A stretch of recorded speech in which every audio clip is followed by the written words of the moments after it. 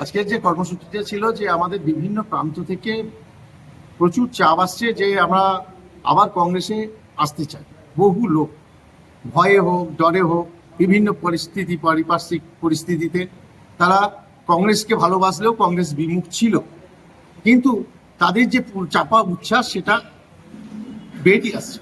এই মধ্যে সেবাদল বীরভূম ডিস্ট্রিক্টে আমরা যেভাবে কাজ করেছি তাতে আমাদের কমিউনিকেশন এবং আমাদের কন্ট্যাক্টটা একটু বেশি সবার মতনই আছে। তো আমাদেরকে যারা যারা রিকোয়েস্ট করেছিলেন এবং আমাদের সেবা দলের কাজ দেখে যারা যারা খুব উৎসাহিত তারা আমাদের সহযোগিতা করেছেন এবং আমাদের পাশে এসে তারা দিয়েছেন এবং আমাদের কংগ্রেসকে শক্তিশালী করার লক্ষ্যে আমরা কাজ করি।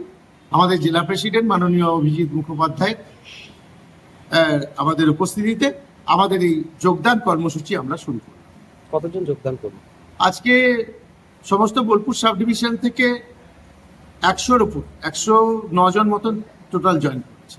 শুধু কি বোলপুর সাব ডিভিশন না, বোলপুর সাব ডিভিশনের মধ্যে, তবে যেটা বোলপুরের আগে যেটা আমাদের তো বারবার চেঞ্জ হয়, একসময় ইলামবাজার দুবরাজপুর বিধানসভার মধ্যে পড়তো, যেটা দুবরাজপুরের ওই বোলপুর সারাউন্ডিং কিছু অঞ্চল আছে সেখান থেকে তারাও এসে উৎসাহিত এসে 2-5 জন তারাও এসেছিল। আপনারা কি স্বচ্ছতা রেখে দলে যোগদান করাচ্ছে? আমরা প্রথমেই জিজ্ঞেস করছি, এবার যদি কোথাও কারচুপি হয়েছে আমি জানি না, আমাদের যে সমস্ত পদাধিকারী আছে আমরা সেই গ্রামের সমস্ত খোঁজ নিয়ে আমরা মোটামুটি করানোর চেষ্টা করছি। এবার দেখুন, এটা তো পলিটিক্যাল একটা অর্গানাইজেশন, কিছু তো মব থাকে, সেই মবটাকে তো রোখা যায় না, মবটাকে আপনি করতে পারবেন না।